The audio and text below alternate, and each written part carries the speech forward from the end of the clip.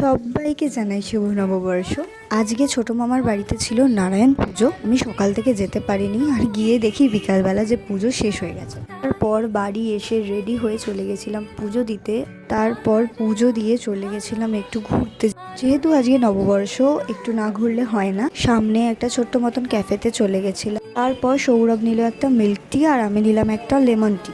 জানো তো ওই ক্যাফেটাতে না দুটো কুকিজ ছিল, একটা রেড ভেলভেট, একটা চকলেট। আমার না খুব ভাল লেগেছে রেড ভেলভেটটা। যেহেতু আজকে আমাদের ভেজ ছিল, ওই জন্য আমরা চিজ কর্ন মোমো নিয়েছিলাম। সত্যি জাস্ট অসাধারণ ছিল মোমোটা। তারপর রোজ আর একটা জুঁই ফুলের মালা গিফট করেছিল, বিকজ এই দুটো আমার খুব ফেভারিট। তারপর এই বাড়ির দিকে গেলাম। আজকে রাত্রেবেলাটাও মামার বাড়িতেই নেমন্ত্রণ ছিল। তোমাদের নববর্ষ কেমন কাটলো? আমার তো খুব ভালো কেটেছে। এই যে মামার বাড়িতে পৌঁছে গেছি। আচ্ছা, ব্লগটা কেমন লাগলো জানিও সবাই। আজকের মতন ভালো থেকো এবং সুস্থ থেকো।